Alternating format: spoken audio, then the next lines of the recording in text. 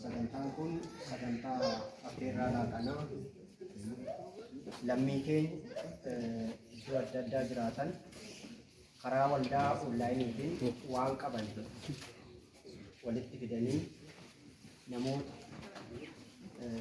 akka qalleeyyii waan itti yeroo waa yaadan nyaannee bullee uffannee isaan immoo hawaasa keenya qaama keenya ta'anii warri sababa adda addaatiin rakkoo keessa jiran guyyaa har'aa kan laaqanaa akka affeeran karaa waldaa hiikamsaa jedhamu waldaa onlaayinii biyyoota arabaa jiran isaan onlaayiniidhaan walitti dhufanii waan humni isaanii danda'u waan hojjetanirraa walitti qabanii laaqanni kun qophaa'ee karaa dargaggoo asitti argitan kanaan laaqanni kun isinii dhufee jira. Kanaaf ani qaama hawaasa keenya akkanatti yaadatu yeroo baay'ee rakkoon uummata keenya keessa jiru inni fooyyee qabu jireenyaan fooyyee jiraatu hawaasa isa dadhabaasaa isa rakkate isaa yaadachuu irratti hanqina qabna jechaadha. Kanaaf qaamni kun immoo akkaataa kanaan yaadatee jijjiirraa bara haaraa kana sababeeffachuun iddoo kanatti qabeenyarraa waan kana baatanii dhufanii isin nyaachisuuf dhufaniiru.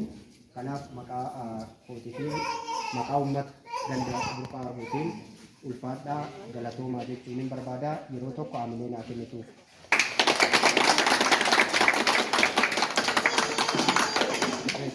Kanaaf kallattumaan waan baay'ee asitti haasofnu qabnu waan humni isaanii danda'u fidanii jiru. Waan isaan fidan kun inni guddaan baay'atee osoo hin taane waan xiqqaa isaatiin hin godhan kan namni waan keessa isaa jiru waan lapheessaa yaadu waan sammuu isaa yaaduuf godha waan ta'eef kennaa isaan xiqqaa godhan kan isin immoo kennaa guddaadha. Kanarra siin yaa dabalu jettanii akka keessoo keessanitti eebbistanis nan barbaada waan ta'eef kanaaf irra deebitanii ulfaadhaan jettu.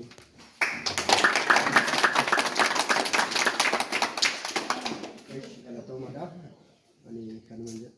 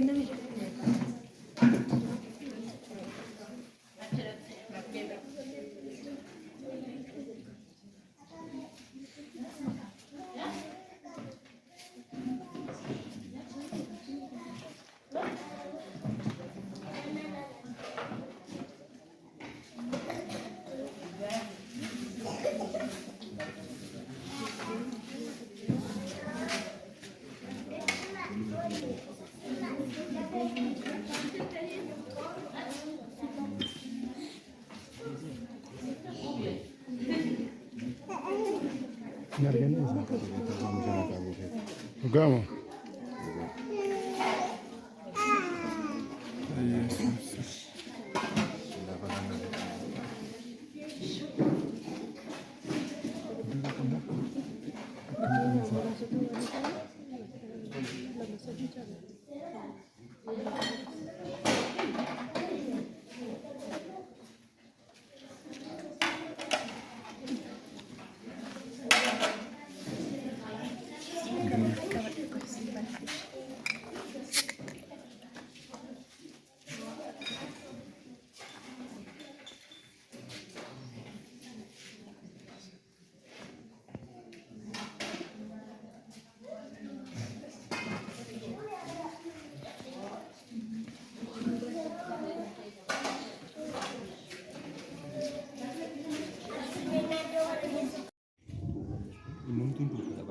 Turbat mi mungkin.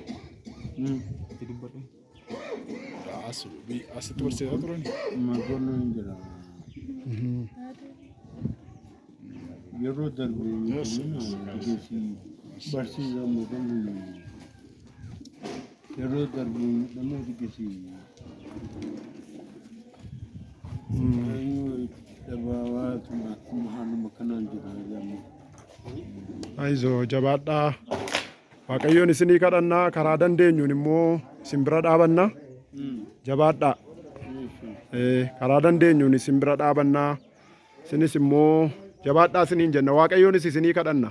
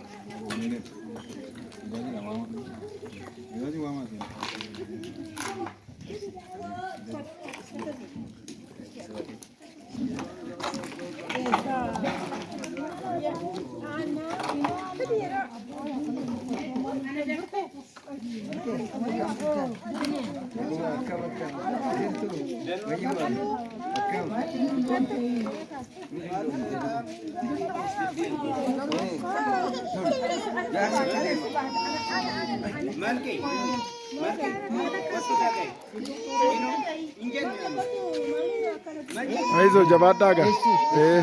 Waaqayyo isin wajjin haa ta'u.